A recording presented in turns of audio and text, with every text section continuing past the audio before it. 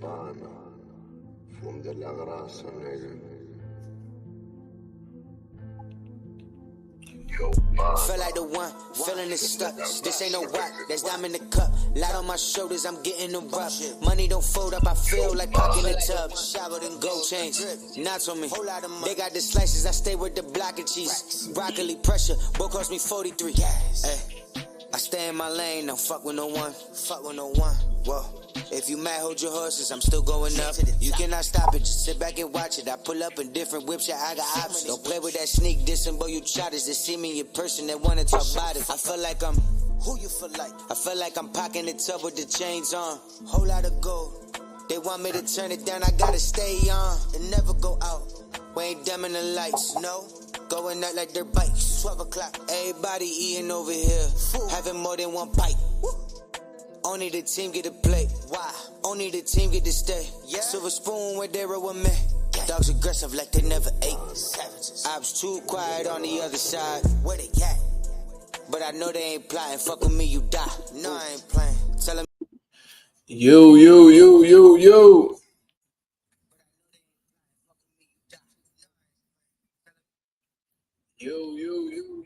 What's going on, y'all? This is Marcus Rosa, aka Mazuma TV, back at y'all with another live, man. I hope everybody is doing well. You know what I mean? Shout out to the nation and the mob. We at that mid 1800 mark already, man. It's probably the quickest I ever got to the midway mark at any time I've ever been on YouTube. You know what I'm saying? So shout out to the nation and the mob for making this possible. What's going on, man? Talk to me, man. I hope everybody's having a blessed, beautiful night. You know what I mean? We got some things that we need to discuss in the boxing world, man. We got 13 people in the building. Hit the like button as soon as you come in, man. Let's get the algorithm on the up. You know what I mean? Let's get people informed of what's going on with the channel. You know what I mean? Some real knowledgeable boxing talk, man. We not here for the controversy. We not here to talk crazy or down on motherfuckers unless, you know what I mean, we trying to hold them accountable or whatever. But you know what I mean? There's some legitimate shit that we gonna speak on right now, man. Some relevant shit that's going on in the boxing world. You know what I mean? We about to have a proper discussion. You know what I mean? Shout out to Dorian Pierre. That's a crazy ass name. Said, "What up, brother? Hope all is well. I'm doing very well, man. Thank you very much." You know what I mean? Everything by John says, "Salute from Brooklyn, baby. We here." Oh, okay. So you from Brooklyn? You know what I mean? Devin, Haney, and Ryan Garcia are going to be fighting in Brooklyn, man. Your city going to be on and popping next weekend. You know what I'm saying? If I said your name wrong, Dorian, let me know, man. Let me know so I can correct myself, especially if you're going to be a new person on the channel or a consistent viewer or whatever. I want to get your name correct. You know what I mean? Ain't no disrespect. You know what I'm saying? I don't get every word right now. I haven't been in school in about I haven't been in school in like 7 years, man. So you know what I mean? If you could inform me, educate me, that'd be very well appreciated, man. We got 13 people in the building, man. Get the likes up, man. Get the likes up. Let's get it going, man. Let's talk about Ryan Garcia. You know what I mean? And what I think about his preparation going into the Devin Haney fight. You know what I mean? And what's next for Jared Anderson. And everything by John, I'm glad you brought that up, man. That definitely slipped my mind. Let's talk about David Morrell moving up to 175 as well. You know what I mean? And exactly what my thoughts are on that, you know what I mean, in the mix with the other David, which is Benavidez and stuff like that. And the reason why these guys are moving up to 175 in all honesty. So let's have an open, honest, objective discussion. You see what I mean? But before I get into that, man, I wanted to show you guys that, you know, this Wednesday at 11 a.m. Eastern Standard Time, man, I'm going to be doing an interview with boxing combat, you could say boxing, MMA, combat sports columnist that I'm sure that we've all heard of, you know what I mean, in the boxing world, because he's been around for a very long time, whether it was with Yahoo Sports or whatever the situation is, man. We welcome him. Mazuma TV is welcoming Kevin Ioli, you know what I mean, to the channel. We're going to be doing that Wednesday, April 17th at 11 a.m. Eastern Standard Time. I posted it on my community page. You know what I mean? In my community board, man. So if y'all got any questions that y'all want to ask this man, if I feel like it's a quality question, then I'll bring it to the forefront and I'll have your question answered, man. You know what I mean? So Kevin Ioli, I'm sure you done heard of him. He's been around in the mix, I believe, since the 80s. You know what I mean? From the research that I've been gathering and stuff like that. Because he's only going to be on for like a half hour. So, you know what I mean? I want to get some good questions going with him. You know what I mean? And just having proper discussions with him. You know what I mean? Slowly but surely. It don't always necessarily got to be a boxer. You know what I mean? I've had boxers on here. I could definitely bring a lot more, especially from the Philadelphia area, because I know just about all of them. But, you know, I like to get the boxing writers involved, too, because I feel like they play a big part in the reason why fighters gain relevance and stuff like that, because they're the ones who's, you know, promoting them. You know what I mean? I can make a case that boxing writers do a better job at promoting fighters than actual promoters. You know what I'm saying? So, yeah. We going to have Kevin Ioli on here. I put the poster up on the community, man, on the community page on YouTube. So be on the lookout for that, man. I'm very excited to get that one going. Then after that, we're going to get right back into the interviews and start, you know, chopping it up with the top trainers in the boxing world. Probably bring Brandman back on here and, you know what I mean, I'm going to try to get that Boots and Boozy interview. You know what I mean? I could have got it done, but that's my fault. You know what I mean? So let's do it. Silks Bando says, off topic, how do you feel about BBL, Drizzy, and Kendrick? Well, Drake put out I thought it was AI at first. I thought that diss track was AI, but I could tell with certain things and how the way like he was rapping and stuff like that and stuff that I knew it wasn't AI. And then when I seen that a lot of the, you know, the videos are getting taken down due to copyright issues, and that let me know and gave me clarification right there that was Drake's response. Now, I thought it was a solid response, man. You got to keep in mind, Drake is going up against like fucking at least 8 rappers right now. That's all coming for his head top. You know what I mean? Pause. You know what I mean? So he doing his best to defend himself. And I love that. I love the fact that he's shooting back, man. You know what I mean? J. Cole, my favorite rapper of all time. You know what I mean? Always been since I was like 13, 14 years old when I discovered him. I'm 26 now. So I've been listening to Cole for more than half my life. You know what I mean? So, and I'm very disappointed at how the way, you know what I mean, he pretty much, you know, backed out of the situation. You know, I thought that Cole could have held his own with just about anybody. I think he's one of the best rappers to ever pick up a microphone. That's just me. You know what I'm saying? But I just don't like how the way he went about that situation, man. You let that man disrespect you, responded, then all of a sudden you feel bad and it don't feel good. You don't feel right in your spirit and shit like that. He just don't got no dog in him, man. Talented rapper. One of the greatest to ever rap, like I said, but not everybody got that dog in them, man. So, you know, you can't hold guys to the same standards as everybody else. Some people got that dog in him, some of them don't, man. You know what I mean? And Nas is one of my favorite rappers of all time. And you know, Nas is an intellectual dude. You know what I mean? He made great music, but he's shown that he had that dog in him too. You see what I mean? And I just hate the fact that Jake, I know this ain't boxing, but let me just get this out the way because it's been on my mind too. You know, it disappoints me that, you know, a lot of the songs that J. Cole's putting out, he's talking about he's the best. He said, he was like, I'm not the one, not the two, I'm the UNO. Then he's saying, right now, he said, right now, I feel like Muhammad Ali. Yeah, Muhammad Ali, he talking all this shit, talking about he the number one guy, and that, you know, somebody mentions his name in a song that'll get them killed, and all this other shit, bro. You talking like you with the shits, bro. And then when you get that ultimate opportunity, when somebody mentions you in a song in a disrespectful manner, like Kendrick did, you get the opportunity to really prove yourself. You put out a light little John, like a little warning shot to let them know that you there. Then all of a sudden you talking about you can't sleep for 3 days and it's not sitting right with your spirit. Now you giving Kendrick Lamar all this credit on stage. Meanwhile, this motherfucker Kendrick ain't said shit since he put out that one record. You see what I mean? So now you sound like you bitching, which is exactly what you're doing. You bitching, you folding. You know what I mean? And you waving the white flag before the shit get going. And I seen Suge Knight had an opinion on it. He said everybody want to be a soldier until a war go on. And, you know, that's some real shit.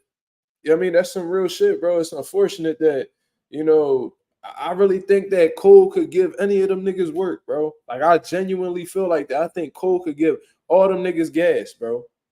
And it would have been dope to see, because, you know, even then, Drake didn't disrespect Cole on that record. You know what I mean? He said, I don't give a only thing he really said was, I don't give a fuck what Cole talking about, Kendrick. your shit was whack, nigga. Like, fuck you talking about, pretty much type shit. You know what I'm saying? So I hope, man, I don't know, man. It's just really disappointing. He let his fans down. Fuck letting Nas down, bro. You let your fans down. So yeah, that's my opinion on that, man. It's been real frustrating, bro. You know, because I've been saying for more than a decade, yo, Cole the best rapper, Cole the best rapper. Man, Cole will cook your boy. And then, like, you know, I'm hype as shit when he dropped 7-minute drill. I'm like, yeah, man, I told y'all niggas. Then he come out, you know what I mean? There was people on his team like, yo, don't do it. And he fucking does it anyway, bro. Like, why is you apologizing for swinging back on the nigga? Now, if you swung first and you stole the nigga or you snuck him or whatever, and you be like, yo, that's not really my character, man, my fault. But this dude he's swinging in your direction. You know what I mean? You swing back, you crack him. Now you're talking about it'll sit right with your spirit. What you the type to stay hit? I don't know, bro. But you know, that's just rap. That ain't boxing or whatever. You know what I mean? But that really been on my mind heavy lately, bro. I've been hella disappointed in Cole. And I ain't gonna lie to you, man. I'm looking at Cole in a different light. You know, I'm a rock with Cole because, you know, he my favorite rapper. But, you know, I think I'm gonna start holding him to a different standard in comparison to the other people, you know what I mean, that's around. Like, bro, I'm growing a lot of respect for Drake because Drake could have easily, you know, not really engaged with these motherfuckers, but he loaded his clips up and you know what I'm saying? Even if you feel like Kendrick better than him or, you know, you feel like he not really winning the battle right now, regardless of how you feel, he out there shooting. You know what I'm saying? Cole tucked his tail and ran back in the crib. You see what I mean? So, you know, people can have their opinions about Drake. You can feel like he overrated. You know what I mean? You can feel like he ass. Whatever the case is, you feel like he's soft, light-skinned nigga. That's all cool. That's all good. But what I'm telling you is he fighting. So I respect that. I respect that. You know, and it's probably because that's how I am. I'm a competitive motherfucker, bro. And I really, like, in any circumstance, like anybody that know me, bro, I don't tuck my tail for nobody. Whenever shit hit the fan, I'm in the mix. Like that shit been proven. That shit done been verified on multiple occasions. I'm cool with whatever. If we in the mix or something pop off, bro, I'm willing to deal with whatever consequences come behind it, whether it's minor or, you know, minor or severe. That's just how I came up. You know what I'm saying? So to see somebody, you know, tuck their tail before the war gets started, it was like, bro, you ain't even have a bullet sent in your direction. You already feeling the pressure. Like that's bitch shit to me. You know what I'm saying? But it is what it is, bro. You know, everybody trying to give Cole the benefit of the doubt. Man, is it possible that he could just be a good person? Bro, it's rap. And then you talking about how you the GOAT and how niggas don't want no smoke with you, bro. And that star 6 and stones, he talking about niggas don't want no smoke with me. I'm one of them ones. Tip someone past the hood, ducking 100-round drum. Like, you talking like all this street shit. You know what I mean? He not a street nigga, but, you know, he talking about his experiences coming up, and, you know, niggas don't want no problems with him, and he one of them niggas on the microphone, and niggas call you out, you respond, and all of a sudden, I think he said, like, oh, if you want to throw a shot back at me, man, take your best shot. Like bow it out. Like, you's a bitch, bro. Like, you's a certified bitch for that, bro. And I don't give a fuck what nobody say, bro. Love Cole, love his music, but that was a bitch move, bro. And your reputation is going to sink as a result of this. You know what I'm saying? So, you know, you want to change the fans' mind. I mean, Cole probably don't give a fuck about what the fans think for real. He up, he paid, he don't care. I'm sure. But, you know, that's a stain that's never going to come off his jacket. Straight like that. So let's get into the boxing talk, man. I've been speaking about this shit for a little bit now, man. Shout out to everybody that's in the building. Let's get them likes up. Let's get the likes up. The likes up. Let's talk about y'all boy, Ryan Garcia, man. Let's talk about him. He been out here wilding for sure. And, you know, shout out to Blue Blood Sports. Shout out to Blue Blood Sports for, you know, putting out the video, man, because in all honesty, if it wasn't for Blue Blood, I wouldn't have seen this. But, you know, I seen a video of Ryan Garcia. He had multiple phones in front of him going live. You know what I mean? He was live on multiple platforms. And in the video, you can see, I don't know if it was his girlfriend, I don't know if it was his sister, somebody, his employee. I don't know who it was, but regardless, they had a bottle of vodka. You know what I'm saying? A full bottle of vodka, man. They pouring it up for Ryan. You know what I'm saying? I'm sure that's something that he didn't really want to show to the people, but some way, somehow, there was an angle there. And they pretty much pouring it up. And he's literally, you know, and what makes me think that is liquor, in all honesty, is that he was chasing it with Coca-Cola. You see what I mean? Which is what a lot of people like to do in the clubs, man. They, you know what I mean? They like rum and Red Bull and shit like that. You know, a lot of people like to drink, you know, they like to mix things with soda and shit like that. You see what I mean? So that's what Ryan Garcia was doing. And according to Blue Blood, he had taken 3 shots throughout the course of that live. And that was just on live. You see what I mean? So Ryan Garcia is from the biggest fight of his career. The biggest fight of his career so far. And this man is drinking a week before the fight when he should be in the process of cutting weight right now. Now, I did see that he weighed like 146 according to the WBC, like check-in weigh-ins that they be doing. So he's not far off in weight. But regardless, and I'm sure shots of liquor won't really like add too much weight on you. You know what I mean? In comparison to like beer, which sits on you and shit like that. But regardless, man, you know, liquor has historically destroyed fighters. You know what I mean? A lot of boxers, they typically have addictive personalities. A lot of boxers are adrenaline junkies, right? So they do things. They can't do something at the minimum. When they do things that's exciting to them, they like to do it to the max. You know what I mean? So if they have a lot of fun and they drink a liquor, bro, they're going to take that shit up to the max. You know what I mean? So this is why Adrian Broner's career has ultimately met its lowest point. You know, Adrian Broner was one of the most exciting fighters in boxing, one of the most relevant fighters, one of the biggest stars. You know what I mean? He appealed to the casual boxing fans, the hardcore boxing fans, and regardless of whether he won or lost, you know, people was tuned in. Whether they wanted to see him win or lose, he was a popular attraction at one point. But what seemed to take over Adrian Broner's career was liquor. You know what I mean? He could not get up out of them clubs. He could not stop partying. And it got to the point where, you know, he started to fuck with his funds, man. Al Heyman was holding his money back. He's starting to feel like Al Heyman, you know, is like trying to hold back his lifestyle and shit like that. Al Heyman is put in a position where he has to send Adrian Broner money, and he pretty much used it all. And now he's coming at PBC and Al Heyman for not getting him fights. But it's really because, you know, your stock is at an all-time low. You see what I mean? And you want this much money, and you're not worth that much money anymore. You see what I mean? So you pointing the finger at what motherfuckers ain't doing for you. Meanwhile, you know, if you manage your money correctly, I don't think you'll be that much in a rush to get back in the ring. You see what I mean? So, you know, I say all of that to say liquor and fighters don't go too well together.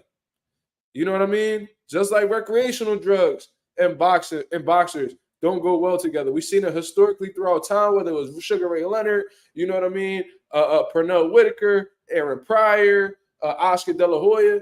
We know that liquor and fighters, any type of recreational drugs with fighters do not work out well. They're not supposed to go together. You know what I mean? That's one of the deadly sins in boxing. You know what I mean? Is engaging in alcohol or drugs, straight like that. So this is what Ryan Garcia is doing in the lead up to his fight with Devin Haney. He's dead ass telling you, "Oh, I could be out all night." You know what I mean? And I still train hard. It's like, bro, you do understand that at an elite level, rest is really important. You know what I'm saying? He said he could be at the studio all night, and it won't stop him from getting up and training 3 times a day. Bro, you're going to burn yourself out. You know that there is such thing as overtraining. This is what Ryan Garcia doesn't understand. You know what I'm saying? And like everything you do at an elite level counts and lead up to your preparation. You see what I mean? That's why when fighters say no stones left unturned, that means that they're doing everything that they need to do. And rest and recovery is one of the biggest things that you could do as a fighter. Your rest and recovery is just as important as you working. You need to have a healthy balance. If you're lacking in any of those departments, it's going to show the night of the fight. And Ryan Garcia has not learned from his previous situations. I remember he did an interview. I forgot who the hell the interview was with, but he literally told you guys that the week of the fight with Tank Davis, he said that he was drinking beer. I forgot who the hell the interview was with, man. So forgive me for that. But like, he was just having like a whole breakdown of, how he was just making up all these excuses for why he lost to Gervonta, right? He was dehydrated, and he was so dehydrated. But the week of he was so stressed out that he had to have a beer. I don't know if you being dehydrated. I don't know. It just don't make sense. Like, you talking about how you're severely dehydrated going into the Gervonta Davis fight, how you're so weight drained, but the first thing you do is pick up a beer. It's like, how the fuck is that helping your situation? You know what I mean? Shout out to old school 868 in the building, man. One of my biggest supporters, man. Shout out to my guy right there. Says salute, Mazuma, salute. But yeah, man, Ryan Garcia is not learning from his past experiences at all. You see what I mean? Yeah, drinking dehydrates you more. That's exactly what I was about to get into. Drinking just dehydrates you more. Facts. This is why when people go and they drink all night, when they go to sleep and they wake up in the morning, what's wrong? Hungover, cotton mouth, very thirsty. Why do you think that is? I don't understand it, bro. I don't understand it. It's just, I'm dehydrated, so let me go engage in something that dehydrates me more. Ryan Garcia is not a smart dude, man. And what's unfortunate is I'm sure he may have some people around him that's giving him advice or telling him that shit is wrong, but Ryan Garcia is so big-headed, so arrogant that, he feels like that he's his own consultant, like Lil Wayne said, talking to myself because I am my own consultant. That's how Ryan Garcia moves in real life. You see what I mean? He only listens to himself. He feel like he knows what's best for his career. Joe Goosen, who was training Ryan Garcia in the lead up to the Gervonta Davis fight, he said, well, when you train somebody like Ryan Garcia, you don't train him. You collaborate with him. What the fuck? What the fuck you mean you collaborate with him? So that pretty much lets me know that he trains himself. He just got motherfuckers in the corner to just, tell him little shit sometimes that he could work on, or, give him a schedule or whatever. But sometimes I'll be seeing him and Derek James, Jim, doing pad work with other people. Why are you doing pad work with your father? Why are you doing pad work with your brother? Why are you doing pad work in the house? Are you just doing it for, social media, for content? Like, what's the situation? There's no reason why you should be training if you're not around your trainer, and that's facts. I know Derek James got to be so frustrated with what the fuck Ryan Garcia is doing. He's shadow boxing and crossing his feet. And, Derek James is a very technical type trainer. He makes sure that you're doing everything right from a fundamental standpoint.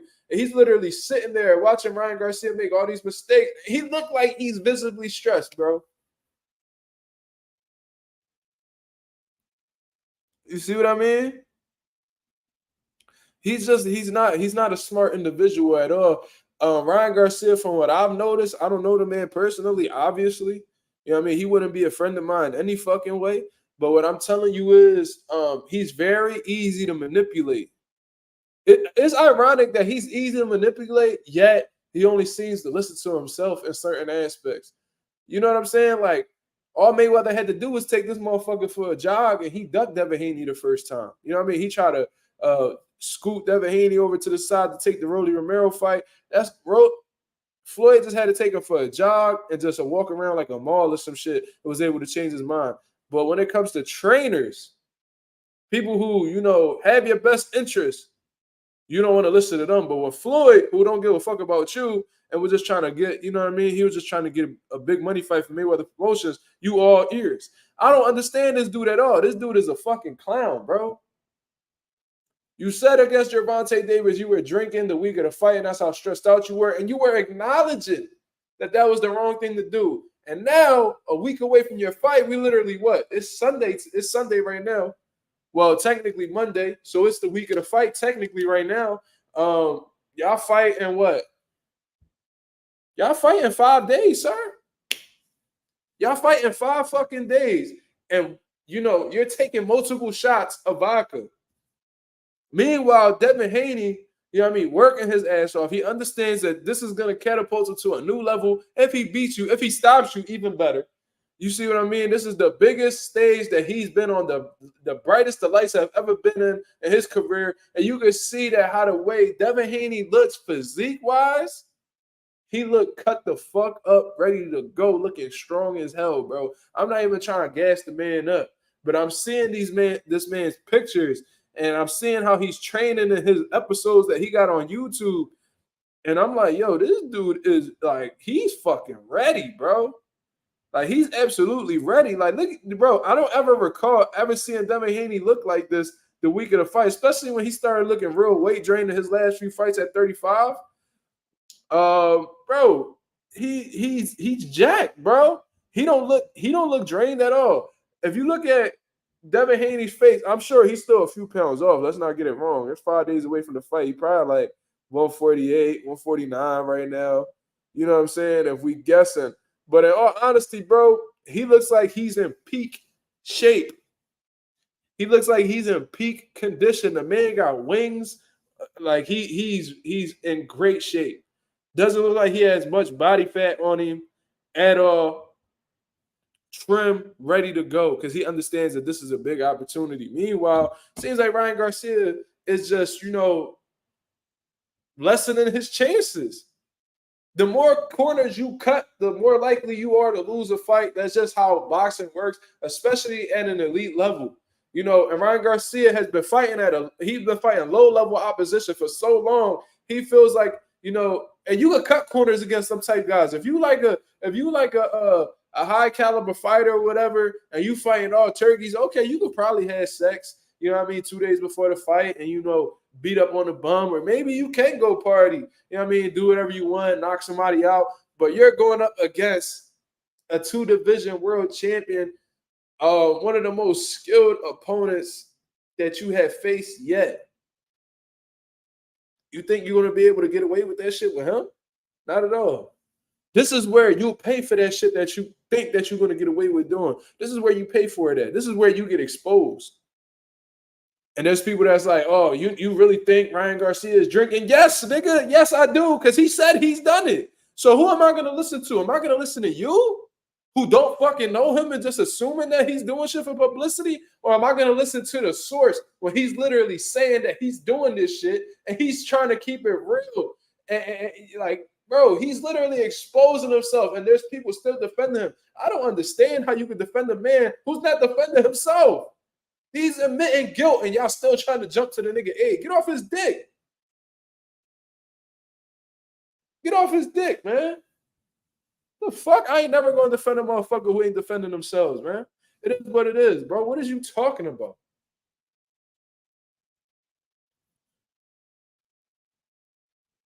I would never understand, man. I would never understand. I don't understand these dudes, man. Like, y'all hate Devin Haney so much when the motherfucker don't do nothing but box, you know what I mean? And you know, talk about that man literally don't talk shit. He don't talk about nothing but boxing, wanting to fight the best, and then he talks about his religion. And somehow, some way, y'all find a way to hate this man. Am I the biggest fan of Devin Haney? Not really. There's a lot of fighters that I would prefer, you know what I mean, fan-wise, stylistically, than Devin Haney. But I respect the man, because he's locked the fuck in.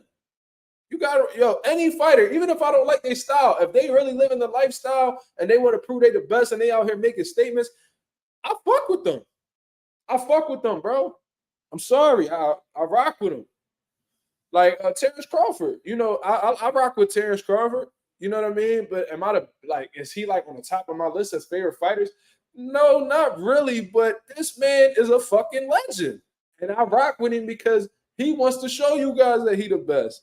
He had, where I respected his whole journey from 35 to 40, all the way to 47, when they was avoiding him. PBC didn't want to engage with him at all. You know what I mean? Earl Spence forced their hand, and then he went on to prove that him and Earl was nowhere near each other in terms of skill level, in terms of whatever you want to call it. You got to respect that man's journey. If I was a biased motherfucker, I'd be like, oh, David Benavidez fighter of the year. He beat Caleb Plant, and he beat Demetrius Andre back to back. Oh, man, he's the fighter of the year. No, I gave it the bud. Benavidez probably my number one favorite fighter. I tell y'all, it's the 3 Bs, Bam, Boots, and Benavidez. I could have been biased like a lot of these. Bro, I gave it the bud.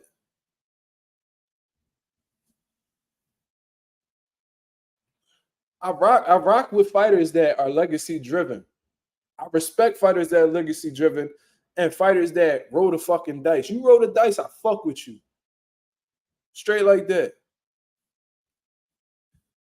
Everything my John says. Word, Haney looking good, man. Matter of fact, what you think about him moving to 47? Devin Haney's a big dude, bro. And the fact that like he looks even too big for 40 in certain instances, like how the way he looked a lot bigger than Regis, and Regis is like a full-fledged 140. It's like, bro, what the fuck? Like the dude Alex Pereira that fought last night in the UFC, I seen that this man had put on, he had went from 205 to 232 in less than 24 hours. And I'm like, bro, how did you make middleweight to fight Adesanya? If you're like, and you're big as fuck, bro. Like he weighed 230 and he looked trim in shape, didn't look fat, nothing. How the fuck did you make middleweight? That's how I look at Ryan. How did you make lightweight? As big as you are. I think that at 47, like frame-wise, he'll be okay there. I think that his body will acclimate to 147 very easily. You know? Like I think that he'll still look trim in shape. It's just Devin Haney's a big dude. I told y'all, we similar in stature. Like, when I met Devin Haney at the 2300 arena when he fought in Philly, he fought Mason Menard on the Showtime card. Me and him, same height, same build, you know what I mean? But, you know, when I was an amateur, I was competing at one. I started at 141, then I hit a growth spurt. I couldn't make 52. And I'm a pretty solid welterweight. Like, I'm bigger than guys like Danny Garcia. I'm bigger than him. Boots is probably only like an inch taller than me. You know what I mean? Like, Floyd Mayweather, I'm tall. I'm bigger than him. He's 5'8". I'm like 5'9.5", whatever the hell you want to call it. Like I'm a solid welterweight type dude. Devin Haney and me aren't too far off. We about the same height, same frame, all that type shit. You know what I mean? Obviously not now. I'm not in shape like I used to be, but you get what I'm saying, like in terms of like body structure. And he probably has a bigger torso than me, in all honesty. You see what I mean? So he'll acclimate to 147 quite easily, and he'll be a good size 147 as well. So that's what I think about him moving up to 147. You know what I mean? But in terms of him being successful at 147, I don't know. Because I know that eventually he'll have to see Boots, and he's not defeating Jaron Ennis, in my opinion. I think Boots beats the dog shit out of Devin Haney. And I think they know that too. That's why they don't really bring his name up or anything like that. When they brought up going up to 147, they was talking about Mario Barrios and Keith Thurman. Jaron Ennis was never the topic of discussion amongst the Haney family. You see what I mean? So, yeah, shout out to Southwest Dice. Anonymous, what's going on? I seen that Subrel told Bill to stop talking shit about him. I mean, well, that's something that Bill Haney's not going to do. He's going to keep talking shit about you. You know what I'm saying? So I don't know why Subrel would say that, but, you know, that's not something that he plans on doing anytime soon. Bill like to run his mouth. He like to stir up controversy because he knows that the more that he talks, you know what I mean, the more the media is going to play into his hand. What he doing is he playing puppet master with the media. You know what I'm saying? I ain't gonna lie. He be having me talking about Devin Haney all the time when he be running his mouth. So he just has a method to his madness. He understands that if he talks crazy or he says some shit, whether we agree with it or not, we're gonna talk about it. And the more that we talk about it, the more relevant it makes Devin Haney. They have a strategy. That's part of that.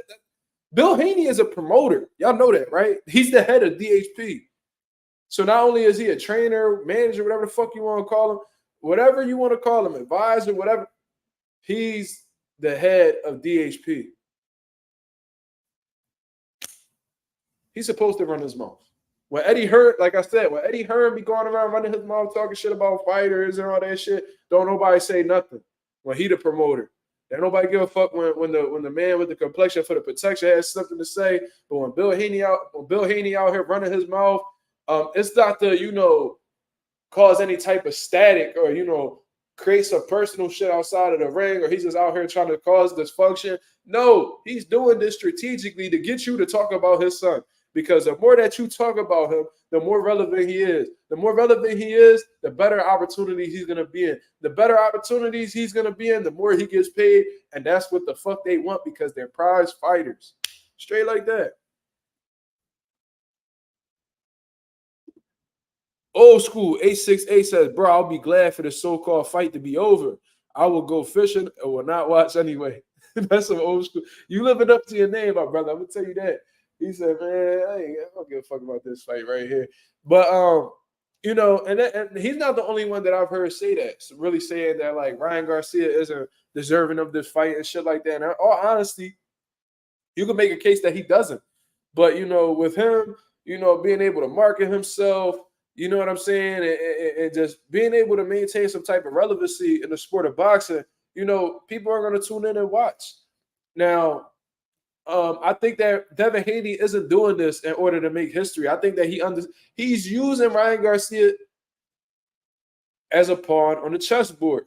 He understands that if he defeats Ryan Garcia, this is going to put him in a different stratosphere in terms of, being a star and, being one of the faces of boxing. That's their objective. Not only is it to be the best in the sport of boxing, but be the face of boxing, because those are two totally different things. You see what I mean? Because there was a point in time where Floyd Mayweather was the best fighter in boxing, but he wasn't the face of boxing. It was Oscar De La Hoya.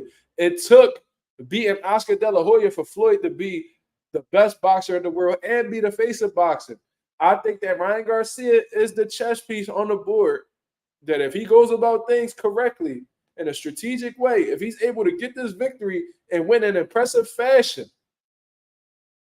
it'll take his name to a different dimension. You see what I mean? And what it's going to do, just like Jaime Munguia did when he fought John Ryder, I told y'all, when Jaime Munguia defeated John Ryder, I told y'all that if he was able to stop John Ryder, it'll help him get the Canelo Alvarez fight, because what it's going to do is going to make the fans compare performances. You see what I mean? I said if Jaime Munguia stops John Ryder, they're going to say how his performance is better than Canelo Alvarez's.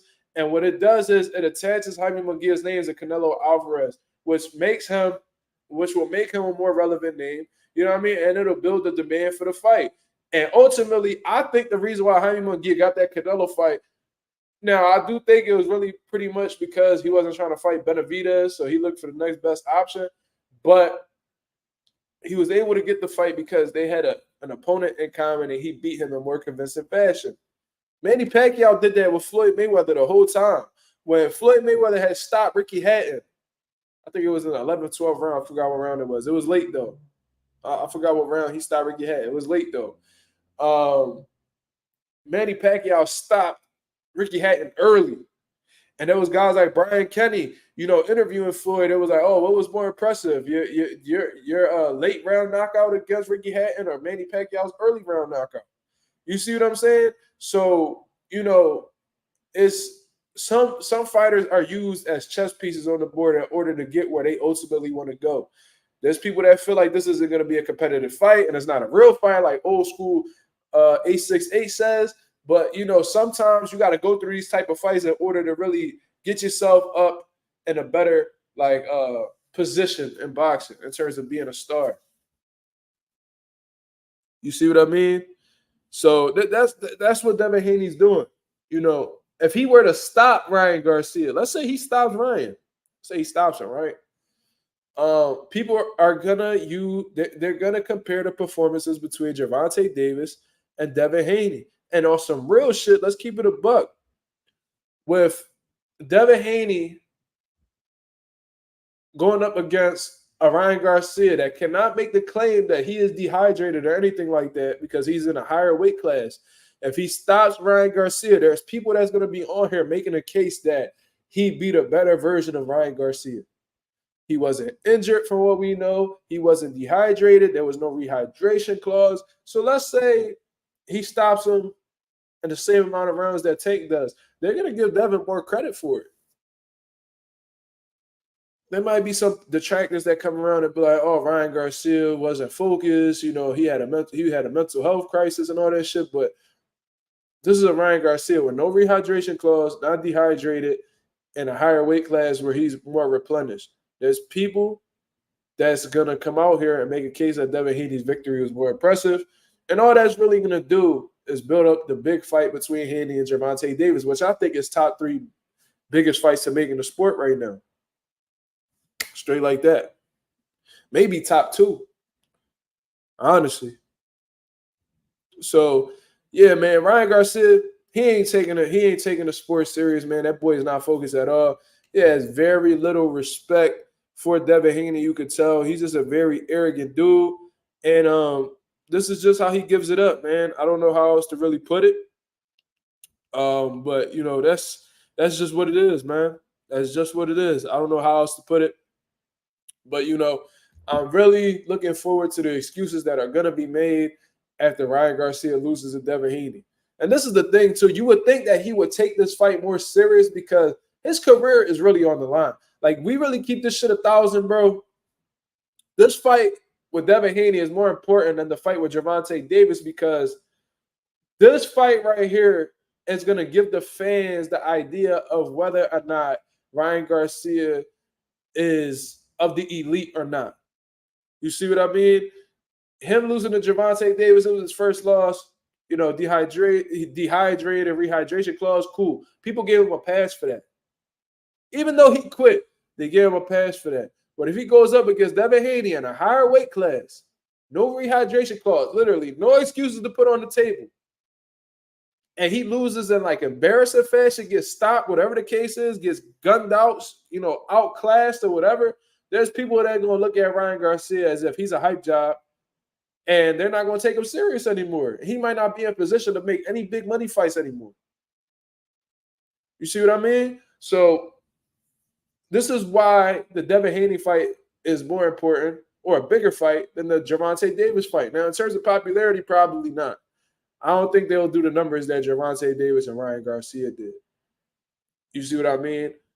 But in terms of, like, you know, meaningfulness, this is more important. It's crunch time. It's going to be hard for Ryan Garcia to get back in the mix with the elites, you know, if he loses to Devin Haney in a bad fashion.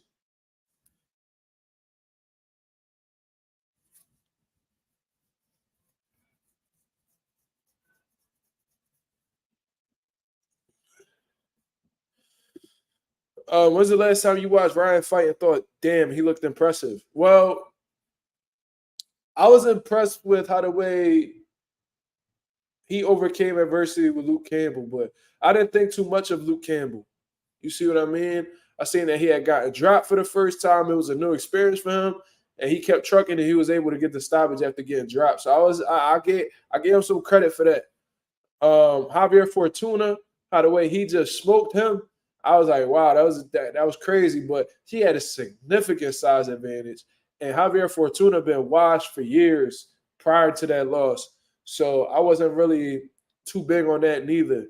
But the only time where I was like remotely impressed with Ryan Garcia was a Luke Campbell, and it was because he faced some adversity. That was an ugly knockdown too. He got hit with a bomb. His hand was behind his back. Equilibrium was definitely rocked on that shot right there. But he was able to get his wits back about him and you know, overcome it. So that was probably the only time, really. But you know, in terms of like looking skilled and like invincible type shit, nah, I ain't never seen him like that. Everything by John with a great question. He says, what do you think about Abdullah Mason? Who do you think he should fight next? Well, I think what I think about him, I think he's absolutely sensational, and he looks like something special. I think he's the #1 prospect in boxing right now. I think he has a strong case for being, I know it's early. I know it's early in 2024. You see what I mean? Actually, you about to hit the midway in 2024 already. Shit. But I think he's the number one prospect in boxing right now. I think that he's very impressed. I think I'm very impressed with him. Him and Bruce Carrington, but I think Abdullah Mason is edging out Bruce Carrington right now in terms of like performances and shit like that. So I think he's special. I love his punch placement, his hand speed, and what's devastating about Abdullah Mason is he has power and he has really good timing. It's like he knows what his opponent is gonna throw before they throw it, and he's already beating them to the punch. The way that he's able to beat guys to the punch and run them into shit, bro, is very impressive. I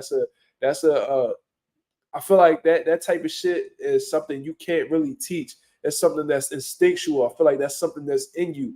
So he has great instincts. You see what I mean? So shout out to Abdullah Mason, man. I love that kid, bro. I love how the way they building him up. Tyreek is doing a great job with building his career, developing him as a fighter.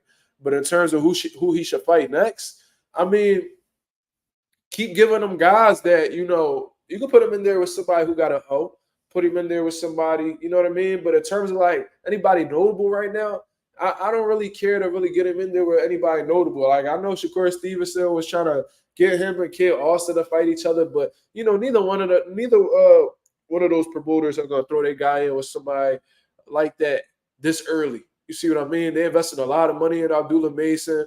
They have high hopes for him. They think that they can make some money off of him in the future. So they building him step by step.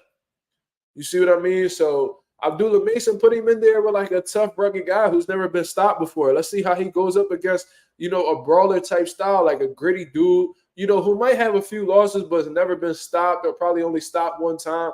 Let's see how he overcomes that. Now it's just like we see him in there with guys that, he hit clean and then they go out type shit. Let's see him go in there with somebody who actually has some type of durability or could take a shot or doesn't take no for an answer right away. And anybody could get stopped, but, actually give Abdullah Mason some obstacles before he gets the stoppage. Let him face some resistance a little bit. You see what I mean? So that's what I would be looking for, you know what I mean, to really see what he's made of and how he's able to overcome that obstacle. Put him in there with somebody tough. Like a real like a journeyman, like a solid journeyman, but knows how to survive type shit. You know what I mean? Let's see different wrinkles in Abdullah Mason's game, or give him some learning experiences that he could take with him to the top level to make him a more complete, more experienced fighter. That's what I would do in all honesty. You know what I mean? So in terms of like anybody notable right now, I don't really care for that. He's in the prospect stage of his career. We could get back to that conversation when he's like a contender or something like that. You know what I mean? But he's still, making a name for himself and, getting his feet wet in boxing. So that's what I would look for if I was matchmaking Abdullah Mason. Shout out to my boy Ralph in the building, one of the moderators. Said Ryan's not that good. His hype is purely on his fast hands and his social media following. Yeah, it's a lot of glitter on Ryan Garcia, you know what I mean? And they think it's gold. You feel what I mean? I think that, that's pretty much what it is. Ryan Garcia was a result of good promotion, good marketing, and good matchmaking. You see what I mean? So that's what I think. But, he was able to get to these big money fights, bro, just by doing that. So social media is a very powerful tool, and matchmaking is a very crucial part of building a fighter. And I think that he had the best of both worlds in that situation. And I think that's why he was able to get as far as he did. Ryan is very left side heavy in terms of skills and strength or speed. Offensively, the only shot we don't see from Ryan is his right hand. And the only times he's been badly hurt is on his right side. Okay. That's a good observation.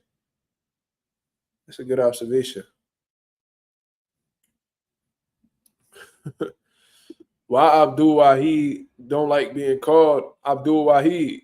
I don't know. I never seen him get offended by that, but I don't know why he would be. Maybe because he thinks that people are being sarcastic with it. You see what I mean? I think that, and I ain't gonna lie to you, I think a lot of people call him Abdul Wahid simply out of sarcasm. I think that people think that that shit is funny, so they just call him that just because. But you know, and I know a lot of people are being sarcastic with it because you know, although that's like his Muslim name, he didn't change his name on Instagram or Twitter or anything like that. His name hasn't changed on BoxRec or anything like that. So why are y'all jumping out the window to just call him that? You know what I mean? Y'all seen one video where a Muslim had gave him a name and y'all here just running with that. You know what I mean? It's not like the Muhammad Ali situation where he felt offended if you called him Cassius Clay. No, you can still call him Gervonta Davis. You see what I mean? So I think a lot of people do it out of sarcasm, and I think that's why Tank gets offended by that. Yeah, soap glitter. That's a fact. It's a lot of glitter around Ryan Garcia, and they think it's gold. The casual boxing fans think that, you know, everything that glitter is gold. But that's not how it works. Teal Female says South Crack doing tricks on Abdul Wahid. That's fucking wild. You say he doing tricks on Abdul Wahid? That's crazy. That's fucking nuts. But yeah, man, so let's see how this fight goes on, man. It's officially fight week for Ryan Garcia and Devin Haney. And look for Ryan Garcia to continue saying crazy shit, man. I think that he's doing everything that he can to like get people's eyes peeled on the fight. You know, he's strictly motivated by money, in all honesty, man. So he's gonna do whatever he can to get people tuned in that night. You know what I mean? Don't be surprised that at the press conference he do some crazy shit, or you know, he gets in a crazy argument with Bill or Devin or both of them. It's gonna be an exciting week in the lead up to the fight, for real, for real. You see what I mean? So look, I'm looking forward to that. I think this week gonna be lit. I think we're gonna have a lot of content to be speaking on. You know what I mean? And I ain't gonna lie to you, man. I've been doing some great numbers talking about this fight. So it is what it is. The video I put out yesterday about to hit 1K. So, and that's a lot for my small channel. So, you know what I mean? That's something that I've been observing. It's been a good week for boxing, for number wise, for sure. What do you think about Jared Anderson last night? Well, I watched the fight, man, and you know, I see a lot of people coming out of their way to, you know, shit on Jared Anderson for his performance, but you know, it's only so much you could do when your opponent already has in his mind that he doesn't want to get knocked out. I don't know, you know, I see Jordan Sheriff in the building. I don't know if he's ever been in that situation where, you know, somebody has felt his power and, you know, they just went straight into survival mode afterwards. It's very difficult to knock somebody out who's already made up in their head that they're not going to get knocked out. So what they do is they go into, you know, defensive mode. You know what I mean? They get gun shy and they just shell up the entire time. As far as I'm concerned, Jared Anderson won every round. He did everything he needed to do. He got a clean sweep. So congratulations to Jared Anderson for that. What people got to come to realize is you're not going to knock everybody out. The biggest punchers of all time don't have 100% knockout ratio. You know, we might talk about Arthur Beterbiev, but he might be in a fight where he'll have to go 12 rounds. That might happen with Bivol. You know what I mean? You don't knock everybody out. And even if that's the case, I guarantee you that Arthur Beterbiev ain't knock everybody out in the amateurs or in sparring. There's some people that get away.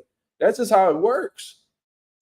I tell you what, like when I was boxing, I stopped a lot of people, especially in sparring, exhibitions, and whatever I could take. I've definitely, but then there's some people that you know don't really want to engage with you.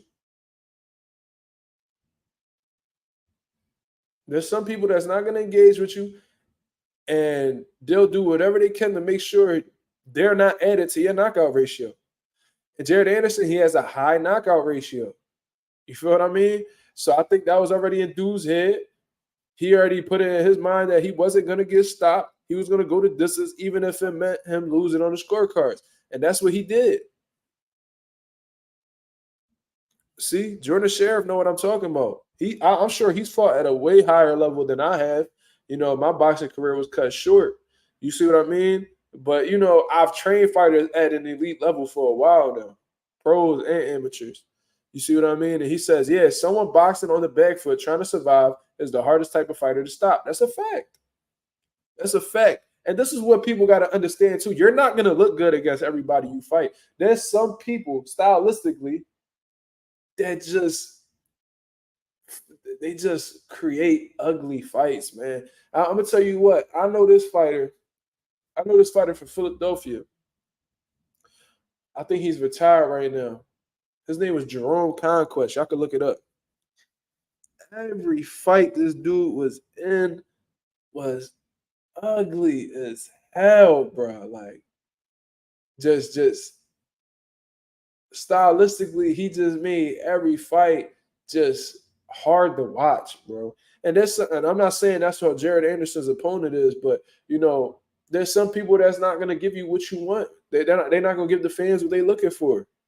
You see what I mean? Some of their objectives is to make the fight as ugly as possible and hope that they could edge it out or have a close competitive fight or whatever. That's how the sport works.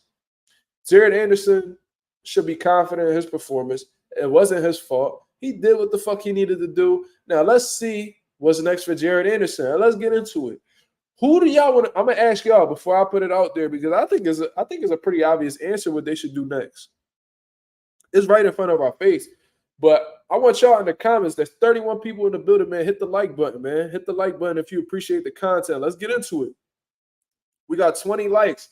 We got 31 people. Let's get it up there, man. Let's get it up there. But who do y'all want to see Jared Anderson fight next? Who do y'all want Jared Anderson to fight next? I don't know, in all honesty, if Top Rank is ready to let him go up against the elite guys.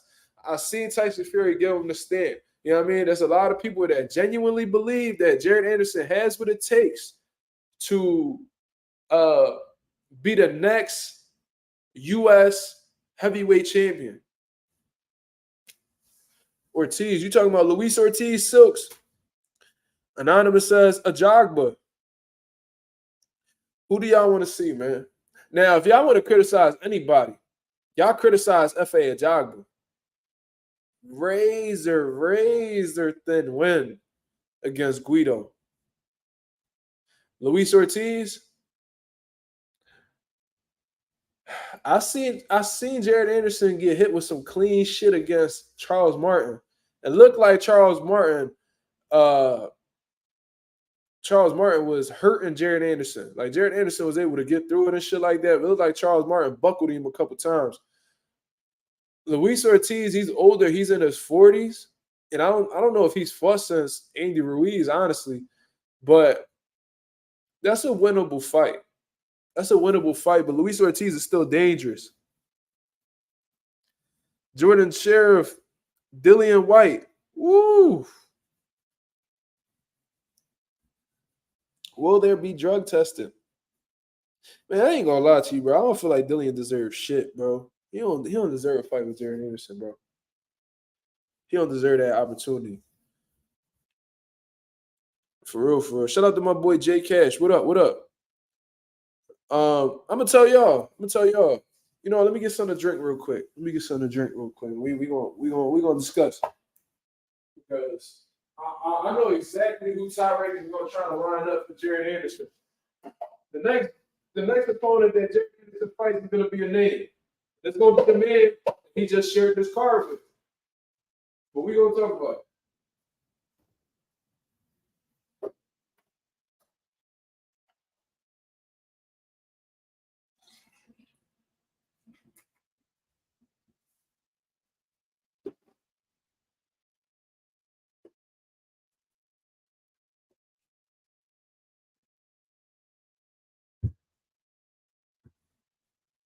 Let's talk about it.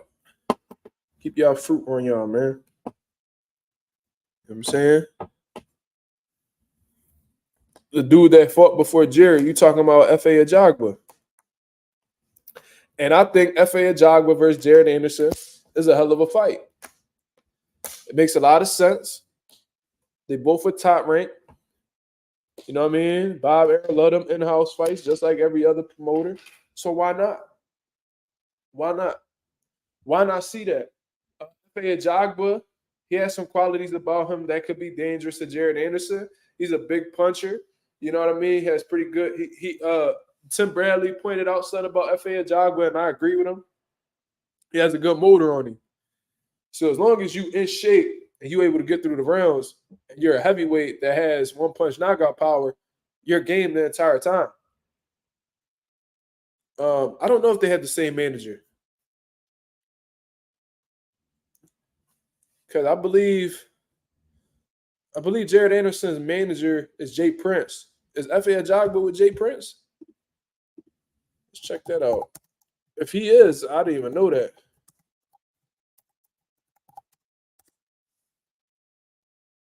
Oh, he is. Okay.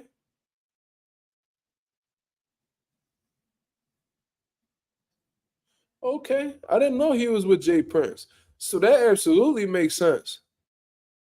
Okay. Had no idea. And I didn't know he split with Ronnie Shields neither. Damn, I've been disconnected with FA. But I think that's a great fight, and I think that they set up that card strategically. You know, they wanted both of them guys to win, so moving forward, they could be possible opponents for each other. And I love that fight. I love that fight for Jared Anderson. It's a notable name. You know, F.A. Ajagba been around the block for a little while now. And not only is it a good fight for Jared Anderson, it's a very winnable fight. I think that the characteristics that Jared Anderson has stylistically could be F.A. Ajagba's kryptonite. And what I'm speaking about specifically is the speed. I think that he's a lot faster than F.A. Ajagba, and I think the athleticism as well will hurt F.A. Ajagba in that fight stylistically. I think that he gives F.A. Ajagba a lot of problems because Jared Anderson is extremely athletic for a heavyweight. He's very fast for a heavyweight. He does a lot of moves. He's able to get out of range very quickly for a heavyweight. It's like he has the speed of a middleweight, in all honesty. You see what I'm saying? And he has power. You know, he has that heavyweight power. He has that power. I've seen him stiffen guys, pause, with one punch. You know what I mean? So Jared Anderson, he has some great qualities. And I think that if he's on point, he prepares properly. I think that he could really put a beating on F.A. Ajagba, and that'll look very good on his resume. I think F.A. Ajagba only has one loss, and that was to Frank Sanchez. And Frank Sanchez completely obliterated F.A. Ajagba, just outclassed him, whooped his ass. It was a world class ass whooping, in all honesty. You see what I mean? So yeah, as far as I'm concerned, F.A. Ajagba has only lost one fight. He wasn't stopped; he was just dominated, and he has a high knockout ratio. So why not? You see what I mean? So let's see that. Let's see that. Why not? That's a good heavyweight scrap right there. And if you put a solid undercard underneath that, man, or that could be a great co-main event for like Shakur Stevenson about to be a free agent. But Shakur fighting in July. They could imagine that, bro. Imagine Shakur Stevenson. Man, but his opponent ain't really gonna be shit. I guess that Aratunyan nigga, right? Shakur versus Haratunyan, and then they got Jared Anderson versus F.A. Ajagba as the co-main event. Oh, it's lit.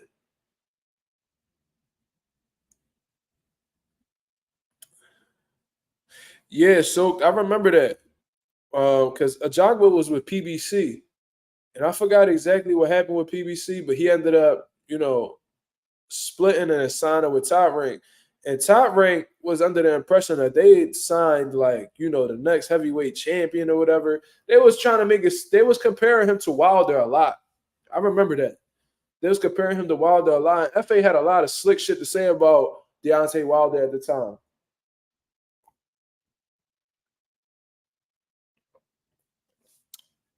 So they was believing in him. They was backing his play, whatever the situation is.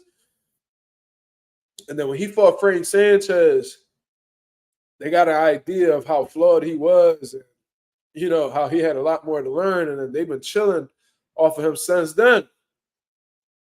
You see what I mean? But, they getting him back in the mix. He beat 2 undefeated fighters back to back from what I see right here. Stephen Shaw, you know what I mean, who was undefeated at the time, and then he fought some guy by the name of Zan Kusobutski. Who fucking knows? But regardless, they getting him back on the right track, building his name up the right way. You see what I mean? So let's see. But that last bout was a split decision. I don't know. F.A. Ajagba, from what I see right here, is a WBC silver champ. So, a belt could be on the line for them to fight for. Jared Anderson could pick up that WBC silver, and that could get him a solid ranking on the WBC list. You see what I mean? Looking forward to Richard Torres coming up through Top Rank. How do y'all rate Richard Torres? Like, how do y'all rate him? Do y'all like him as a fighter? Because I don't know, man. I was watching Richard Torres, and I'm like, I wasn't really too impressed with the dude. Like, obviously, he got power. But from what I see, let's take a look. Let's take a look. As a matter of fact, let me share the screen, bro. Hold on. Let's share the screen. Let's share the screen on Richard Torres. Because, I don't know, there's some things about Richard Torres that concerns me in all honesty. Let's share the screen right here.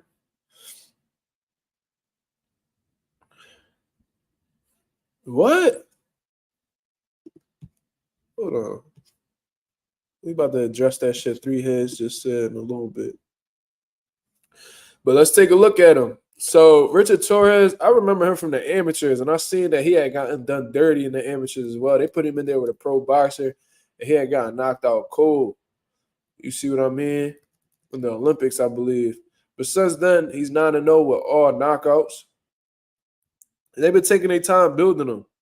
You see what I mean? They put him in there 6-3, 2-1, 4-2, 13-2, which is a solid record. But if we look at this dude's box rec right here, he doesn't have a high knockout ratio. And essentially, this dude has beaten no bodies. So this guy wasn't no real 13-2 if you get my drift. You know what I'm saying? Nobody really too concerning that he's actually he ain't beat nobody notable. You see what I mean? So he lost the Mack truck. Okay.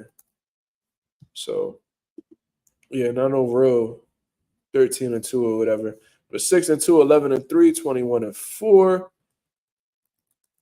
But they've been building him up. And he's been doing well. He's currently ranked number 66 in the world. That's crazy. So this is the problem I got with Richard Torres. Stylistically, I think that he's very reckless. I think he's very reckless, and that's something real dangerous to be in the heavyweight division.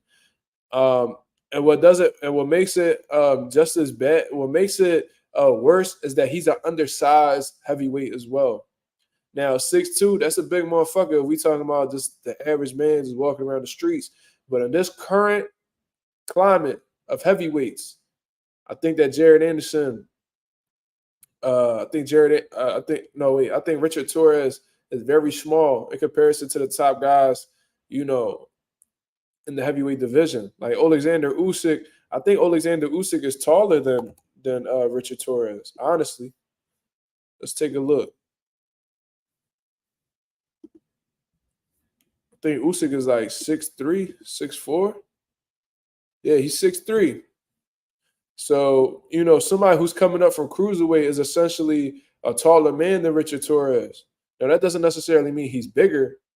You know what I'm saying? But, he's undersized for this current generation of heavyweights.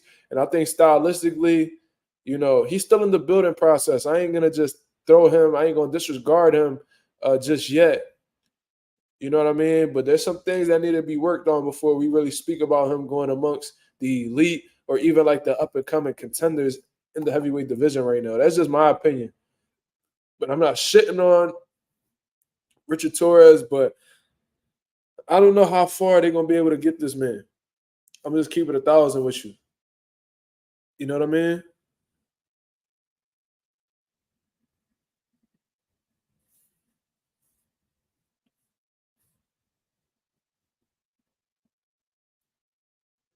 No, I never, Jordan. I never, said this man ain't got no heart.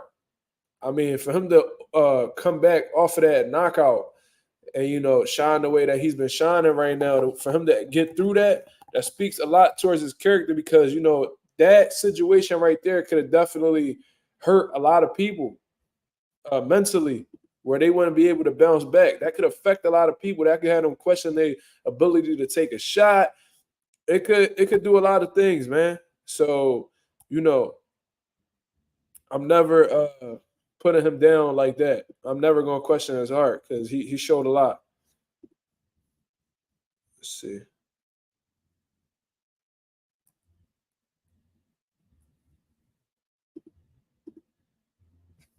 Let's take a look at him right here. And the dude that knocked him out in the Olympics, he's 6'7" with an 81-inch reach. Jesus Christ. Um, and he's 14-0 with all knockouts right now. So this is somebody that he might have to run into in the pros. That's the issue, bro. That's the issue. You know what I mean? But I wish the best of luck to him, and hopefully he could prove me wrong. But it seems like Richard Torres has an uphill battle coming up in his career. That's just me personally. Three Heads says this nigga Ryan telling on EJ. Me and EJ had a cipher the other day. Where the hell he said that at? I know exactly what you meant, but where did he say that at? Because I didn't see that. Shit, I would have made a video about that.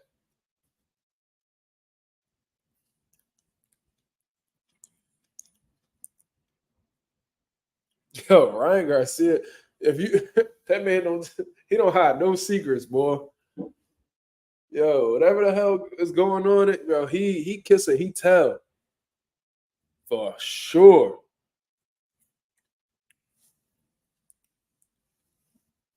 Need to get that boy a straight jacket. You see what he wrote Justin Bieber, bro? He don't go text Justin Bieber, yo, bitch. It's like, what the fuck? Like, what the fuck? What's wrong with you? You talking about Bobby Altoff? She's a good kisser. Yeah, man, she's a good kisser. Calling Justin Bieber a bitch and you saying fuck Earl for no reason. Like Ryan Garcia out here wilding, bro.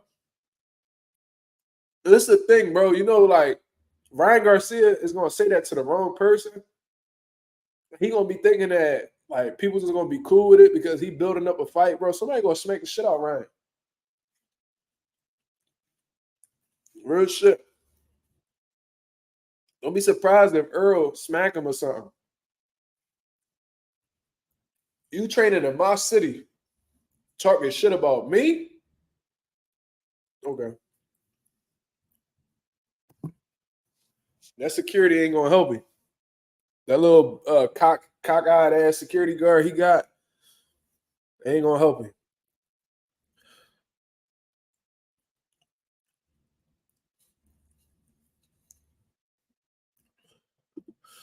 Somebody gonna smack the shit out of Ryan for that. He better not come to Bosie's and start talking shit about, motherfuckers around here.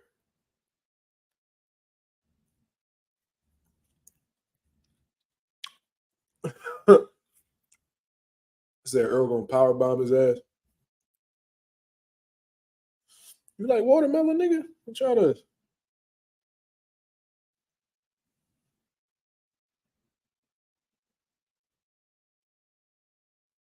I'm trying to see if he like fruit.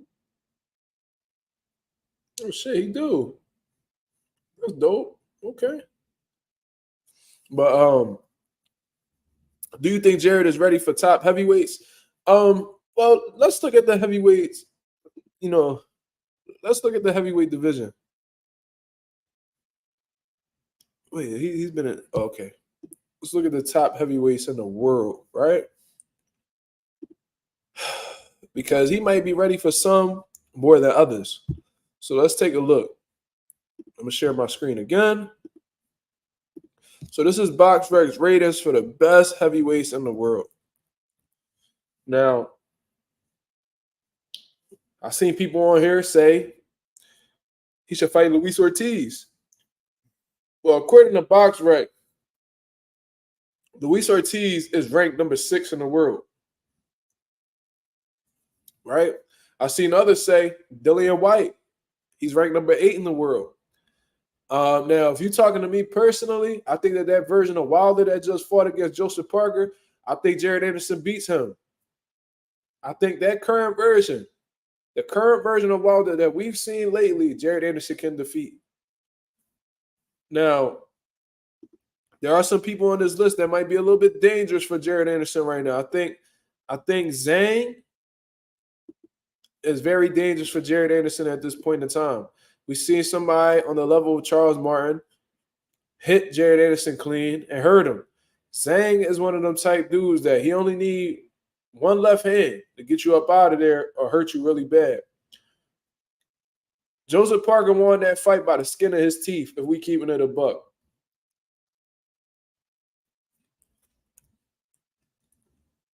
Now, how does he do against Joseph Parker? I don't know. Joseph Parker might be a little bit too experienced for this current version of Jared Anderson.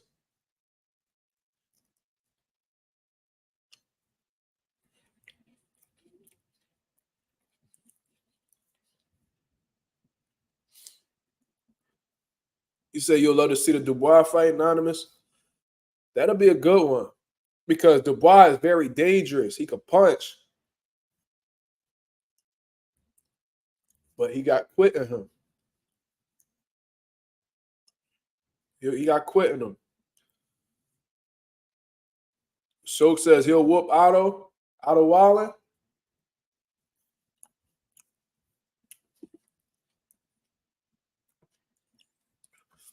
So I think the safe bet is he could beat some of the guys in the top 10, but he's going to have to move very carefully. Because I see some people on this list that he could probably defeat, but then there's others that might be too much for him right now.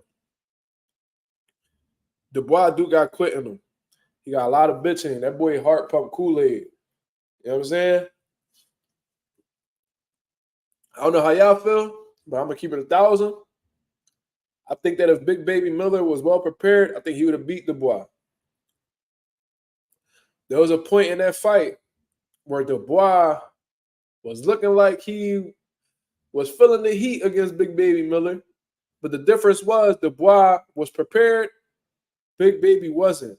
Big Baby, he got tired and stood tired. Dubois got tired, got his second win. That's what made the difference. You know what I mean? Big Baby versus Big Baby would be a good fight. Why not? What y'all think about that? Gerald Miller, Big Baby versus Big Baby.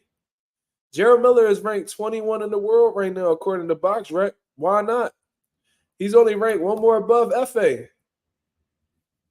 Wouldn't that be a hell of a promotion? Top 10, yes. Top 5, no. However you slice it. I see what you're saying. So that's I agree with you. Big Baby versus Big Baby. You think Yard could beat Dubois? Yard is a light heavyweight, right? He not no heavyweight, Texas. Yard got knocked out with a jab against Kovalev. You think he gonna beat Dubois? Bacoli, where's Bacoli at? Right here. Okay. What country? What flag is that? Oh, the Congo. Okay. But Big Baby versus Big Baby, I would love that. They both like to talk shit. That'll be a great build-up. I'm the Big Baby. No, I'm real Big Baby. Man. And they had words for each other in the past, so.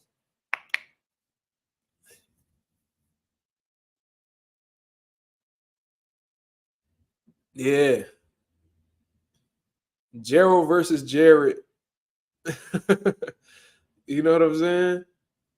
That'd be a good job, man. But, you know, think Gerald Miller going through some legal issues right now. You know what I'm saying? But Jared Anderson is too. They're in pretty similar situations right now.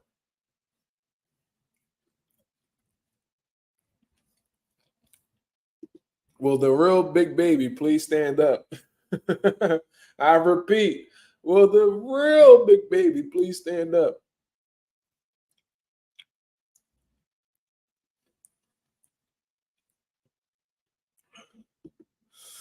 Southwest Dice. Why was Keyshawn and Shakur holding them belts? We talking about you talking about Jared Anderson's belts?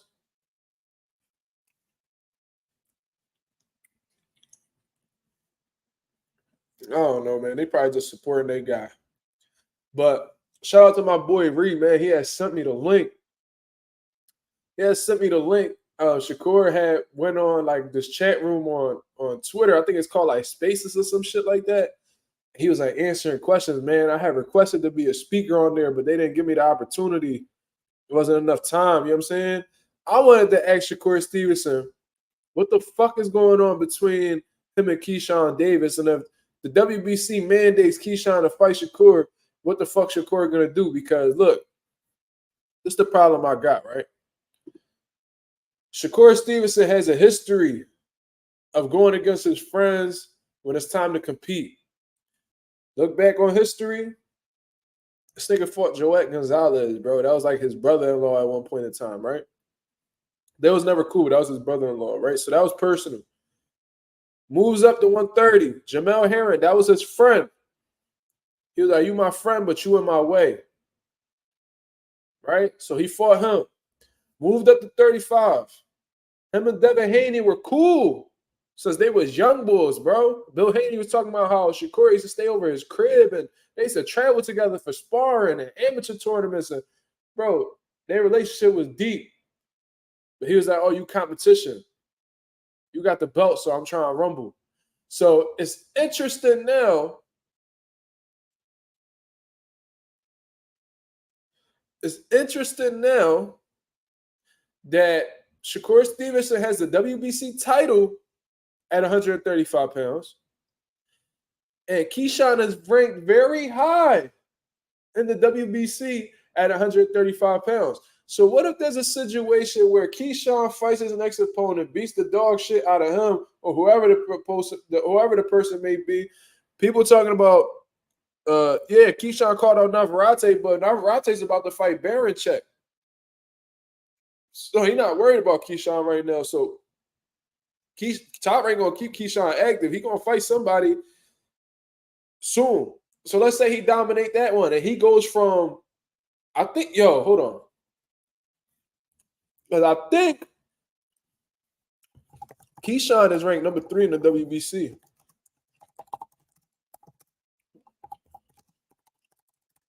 Let's check this shit out. Let's check this out, because I know I'm not tripping. We're on the WBC website right now. Ratings, male, lightweight. So Shakur Stevenson is currently, I'm gonna share the screen with y'all. So I don't want y'all trying to be as transparent with y'all as possible. You know what I mean? We don't be capping on here.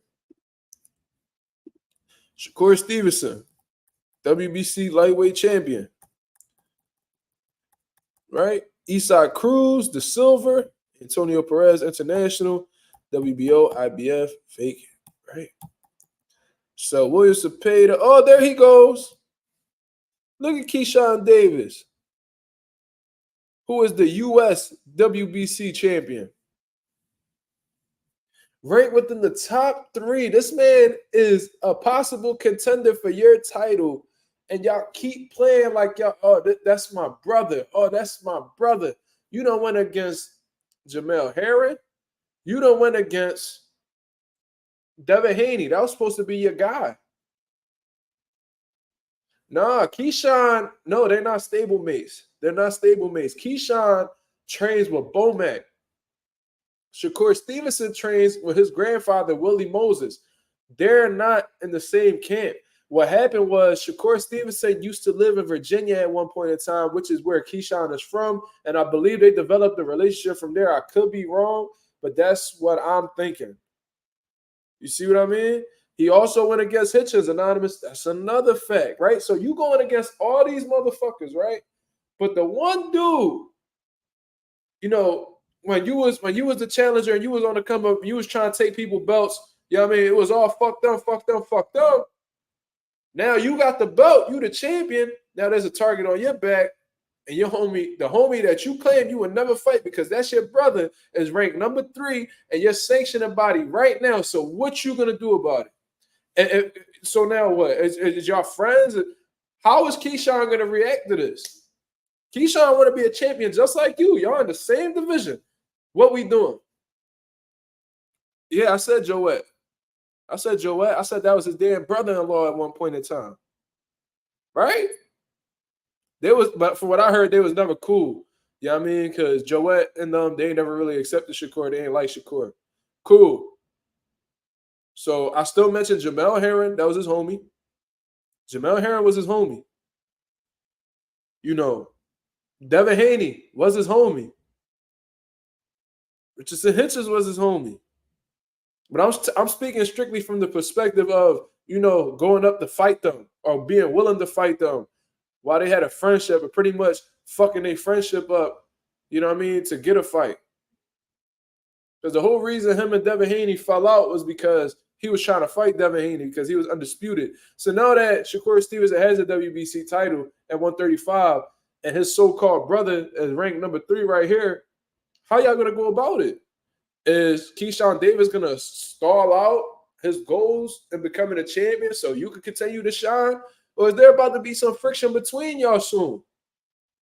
Because it's all good when you coming up and you trying to terrorize motherfuckers, but how you going to handle it if Keyshawn Davis be like, yo, what's up? We seen friends fight each other many times.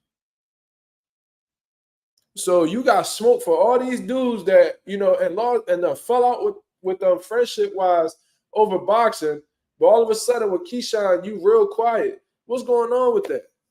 He ranked number 3. So if he was to go and he was to fight, let's say Keyshawn Davis fights Maxie Hughes, right? Or Abdullah, whoever's on this list, and they move him up to, I don't think he'll take over William Cepeda's position. But let's say that they move him up to, he take Mordecai's spot. Shakur, he visits their camps and shit like that, but he's not a part of their camps.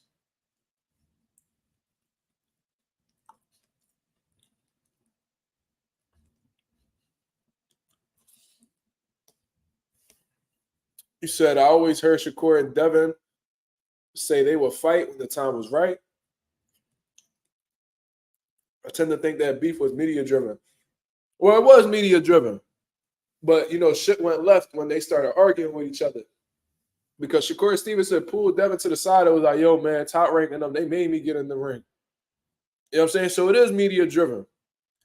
But shit started to go a little left when, you know, tempers got flared over social media, which is very capable of happening with somebody like Shakur Stevenson being very emotional, especially on Twitter.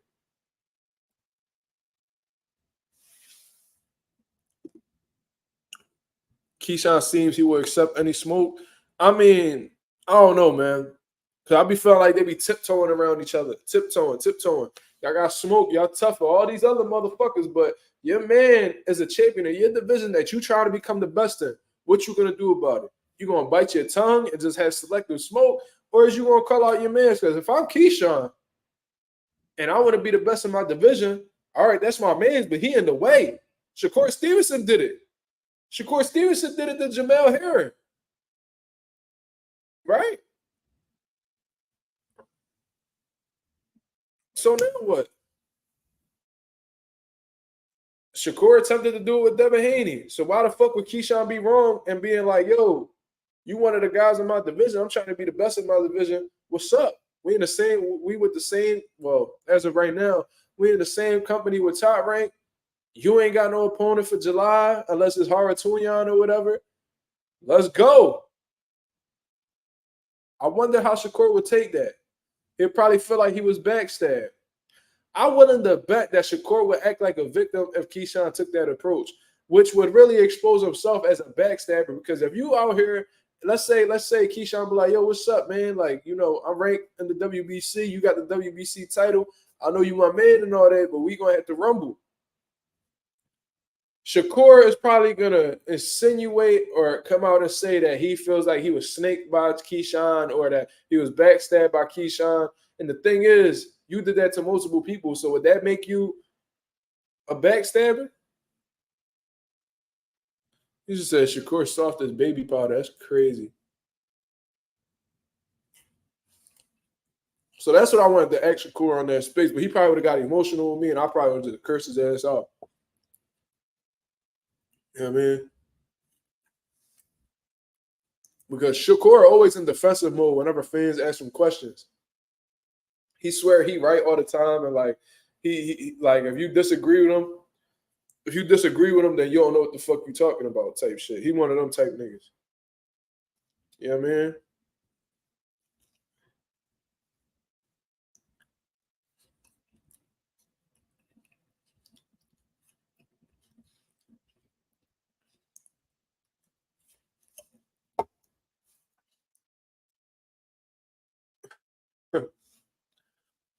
But yeah, man.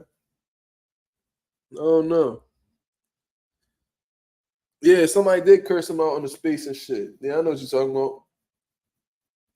But yeah, he's so defensive. It's like, bro, let your guard down, nigga. You acting like a girl that got cheated on by 20 times, like 20 times and shit. And you know, when girls go through traumatic experiences and shit and they go on to meet new men, they guard be up and shit because they don't want to get played again. That's how Shakur be acting. Like he done been fucking verbally abused by boxing fans so much that whenever a boxing fan asks him a question, but nah, you don't know. Nah, man, that's not true. Bro, calm the fuck down, bro. Why the fuck is you so like animated, my nigga? Calm your soft ass down, nigga. Fake ass Rican, nigga. Fuck out of here.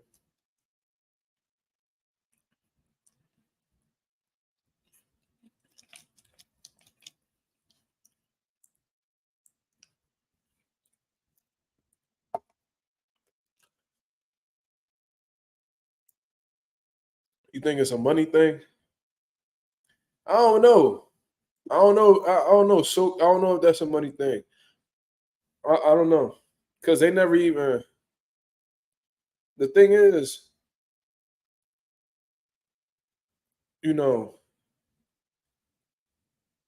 I never even heard them speak on like the idea, because you know, like when they be like, yeah, if the money right, I'll fight him. I never even heard them talk to that point. Whenever they bring it up, they be like, oh, that's my brother. I'll never fight him. That's my brother.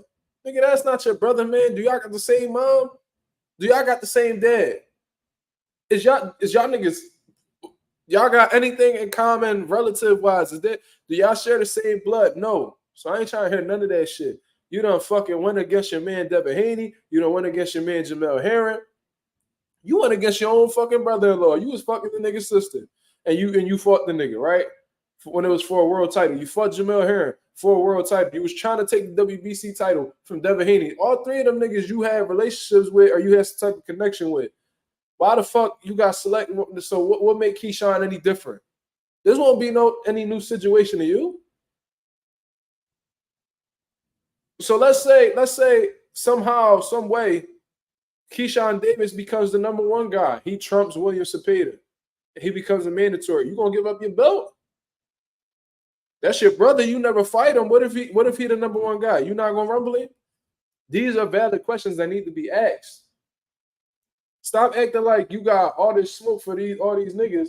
Then the one nigga that's in your division that you cool with, you talking about you won't fight him.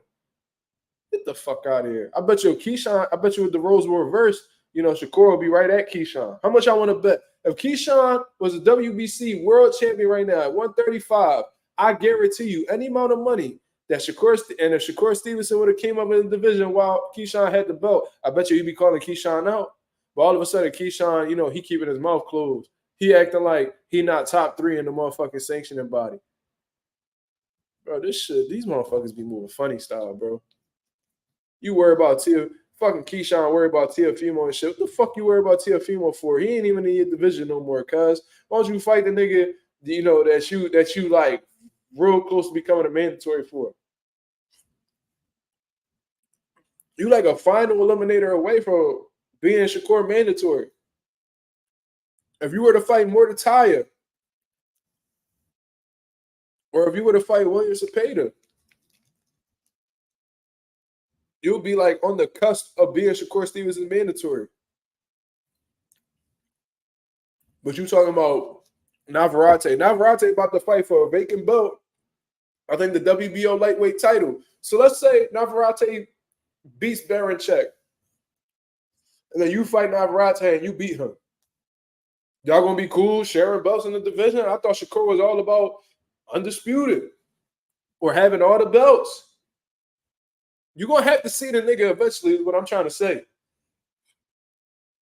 Shakur, you little as hell.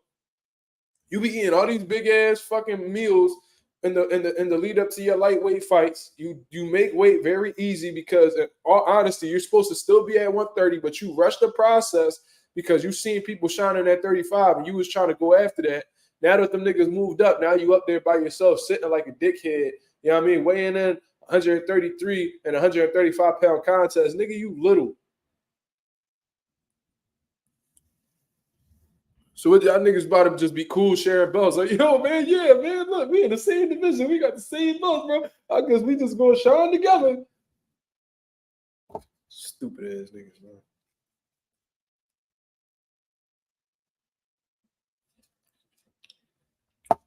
Oh, man, listen, man. We ain't gotta fight. We ain't gotta fight, dog. We both champions. What the fuck we gotta fight for, dog? We just make this money together, nigga. Yeah, nigga.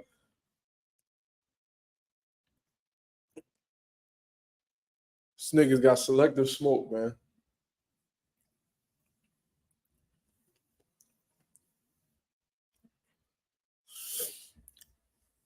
Mm-hmm. Let's go smoke some weed, Keyshawn. We did it, nigga.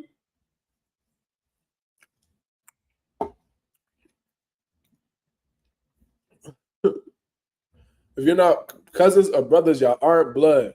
It should be smoke. Friendship shouldn't get in the way of you achieving legacy. And that's the thing. Shakur never let it get in his way of achieving his legacy. But some way, somehow, you know what I'm saying? When it comes to Keyshawn, nah. And Keyshawn just staying quiet. He cool with just, you know what I mean, letting his nigga outshine him in the same division he competed at. He cool with sitting on the sideline. I'm going to just wait until Shakur move up to 140 because I want to see my nigga shine. I don't need to be a world champion right now, man. I'm gonna let my guy take all the belts, man. I'm gonna just sit there and watch and just.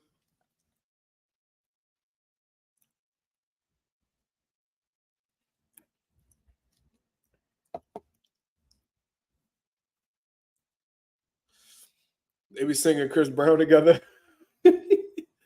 Yeah, you's a petty motherfucker, bro. You have to leave them in a room to talk about it alone, no outside influences. I don't know, man. So Bando said Puerto Rico back in Shakur as the face of Puerto Rico. Man, that nigga ain't no face of Puerto Rico, man. That nigga don't even know no fucking Spanish. How the fuck you gonna be the face of a country you can't even communicate with?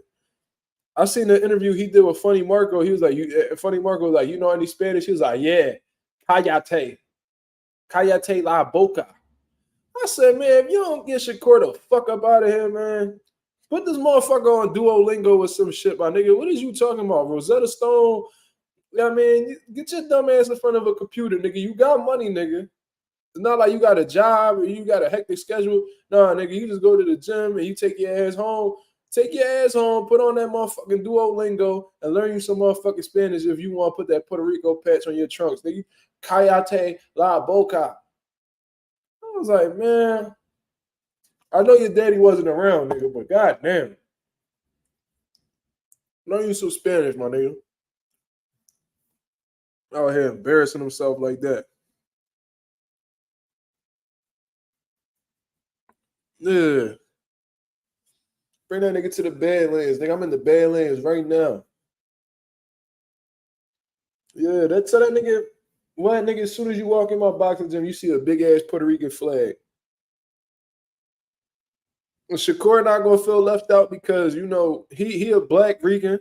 We black Ricans too. You know what I mean? We come from Patillas, Puerto Rico, man. Do y'all research. You feel what I mean? So he not gonna feel like we not like those Spaniard Ricans that's gonna judge him or you know what I'm saying, or you know, claim he not Rican. No, we gonna embrace you, my nigga, but you gonna learn, nigga. I'm like, man, you don't get him the fuck, man. When he said that shit, I was like, oh my God. This nigga just put the patch on his trunks just because. Oh man. I'm gonna tell y'all this. I'm not even the most fluent with Spanish, but I could get my way into it. I could understand a motherfucker and I could talk that shit. You know what I'm saying? If my back against the wall. This nigga Shakur don't know shit. Yeah, Texas, yeah, he doing that to sell tickets. That's cool. But them motherfuckers, you should be able to communicate with the niggas that's buying your tickets. That's the problem. That's the problem. I ain't telling you to be well versed and, you know, be the biggest Puerto Rican out here with a fucking Honda Civic and with some big ass rims and a speaker. I ain't telling you to be nothing like that. But, you know what I mean? Be familiar with your culture just a little bit, my brother. If you're gonna recognize that dude as your father and embrace Puerto Rico and all that shit, you know what I mean? You gotta take what come with it. Core is shitty. Core the type nigga that he be having trouble saying you know, certain English words and shit. So I don't know. I don't know if he gonna bounce back off that.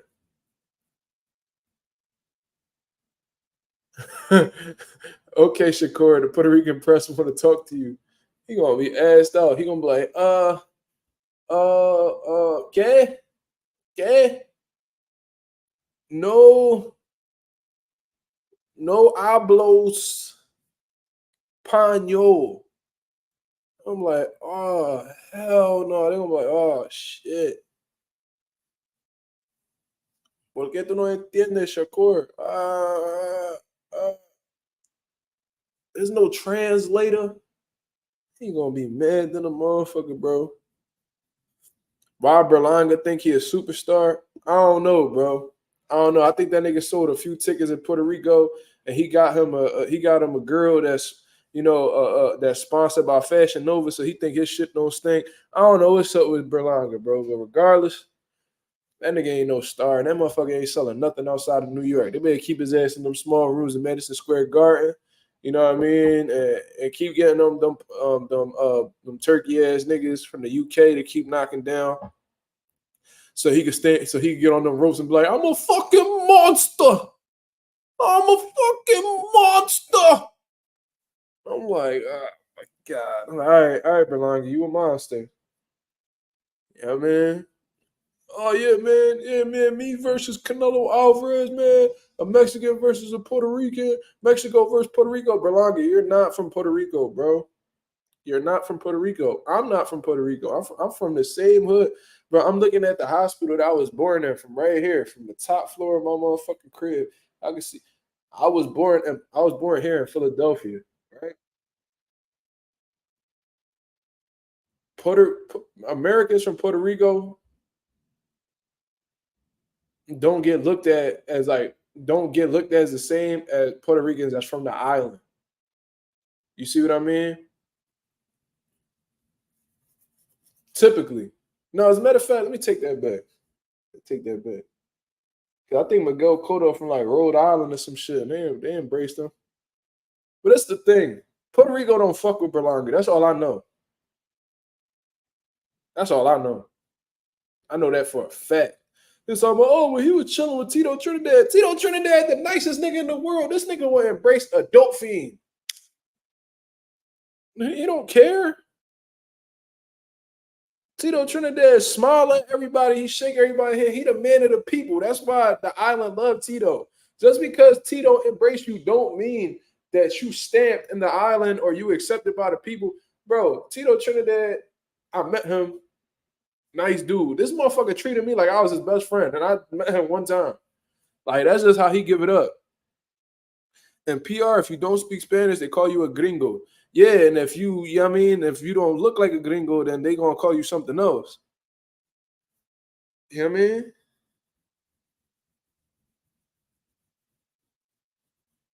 You know what I mean? I've been called something else because I wasn't from the island. But you know, that's the racist side of Puerto Rico. Every country got their racist side. You know what I mean? But yeah, like Berlanga not embraced like that in the island, bro. He embraced in New York. I heard he sell tickets in New York. That's why Top Rank was keeping his ass over there. You know what I mean?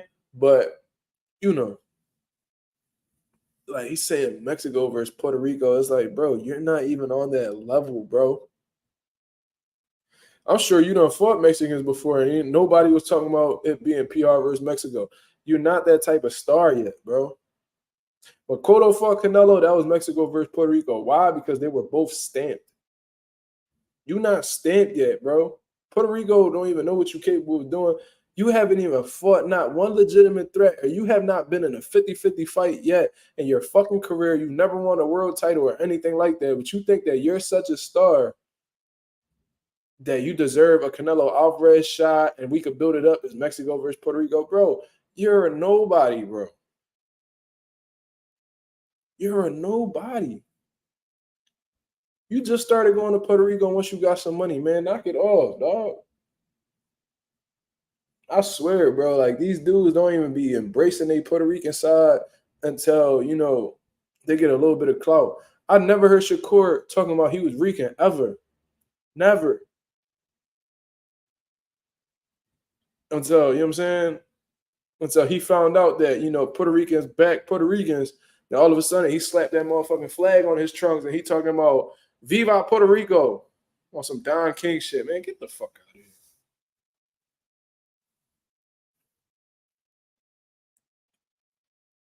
Tripping. The people that get embraced in Puerto Rico a lot from what I be seeing is Subriel Matias,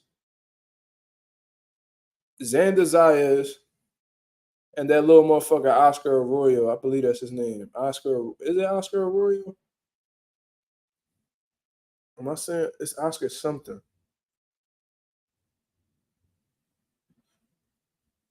No, that's not him. Who's that little dude that's damn, who's that little 105 dude?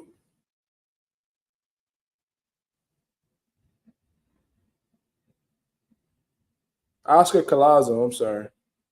Thank you, SP. Oscar Collazo. They fuck with Oscar Collazo though. I'm gonna tell you that.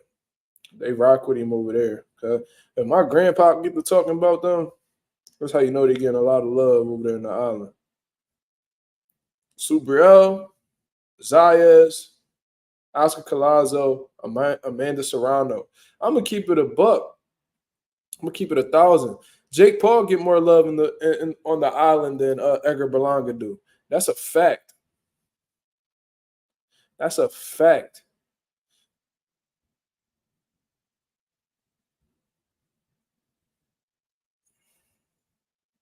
Super fact. Jake Paul has been giving back to the island for years now. He got this nonprofit called Boxing Bullies where, you know, he puts his money up into that charity and they renovate boxing gyms all over the island. I've seen they call this nigga the they call this nigga El Gallo de Dorado. Because he's from like Dorado. He's from a section of Puerto Rico called Dorado. That's where he lived or some shit like that. They call this nigga El Gallo, bro. And that's like one of the biggest, like, that's like one of the biggest compliments you would give a fighter in Puerto Rico. Like, if they call you El Gallo, bro, they fuck with you, bro. I seen this man when Puerto Rico was going through like a hurricane, bro. This nigga had water up to his knees. Jake Paul on the island, giving out necessities. You know what I mean? Book bags and fucking toothpaste and all the necessities humans need, bro. All the essentials, he giving it out to the people in the middle of a hurricane, bro. Jake Paul, more Puerto Rican than Edgar. I ain't even gonna say that. That's fucked up. I ain't gonna say that because that's a white man right there. So that's a little disrespectful. But what I'm gonna say is he get more love in Puerto Rico than Edgar Berlanga do. Yeah, rooster fighting is very big in Puerto Rico. That's like a huge part of their culture. It's legal over there. So the fact that, you know what I mean, they have, like, roosters is like one of the biggest symbols in Puerto Rico, along with like coquis and all this other shit like the lizards and all that. They consider you that. They praise you, bro. They fuck with you. Like, I've seen media outlets from Puerto Rico, from the island, praising Jake Paul.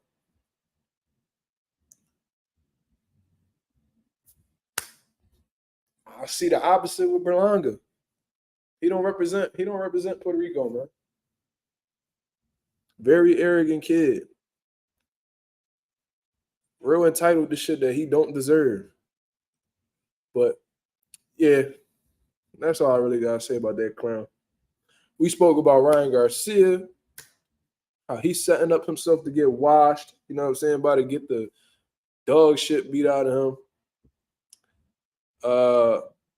Said Berlanga Gringo. Ooh. That's hilarious. And we spoke about what's next for Jared Anderson, man, and we chopped it up. So, man, I'm gonna get up out of here, man. We've been on here for almost 2 hours. It's about to be 2 in the morning in Philadelphia. You know what I mean? I gotta get up at 8, get ready for work and all that shit, man. So I appreciate everybody that came on to show love to the channel, man. We got 28 people in the building. If y'all could hit the like button on the way out, it is very much appreciated, man. You know what I'm saying? Shout out to everybody that's been doing their thing for the channel. We on the road to 2K, man. We about to hit that 1900 mark in due time. And I want to give a huge thank you to everybody that's been contributing to the channel, contributing to the nation. You feel what I mean? But I'm going to get up out of here. Y'all have a blessed, beautiful night. Shout out to Ralph, Soaked, SP, Jordan. Shout out to everybody in Texas. Everybody that I see on the chat right now, man, you are very much appreciated. But until then, I'll be back with some videos in the morning. Southwest Dice, shout out to the homie. I'll be back with some videos tomorrow, and I'll be going live tomorrow as well, so be on the lookout for that. But until then, this is Mazuma TV. Thank you very much for tuning in. I'm out of here, man. Peace.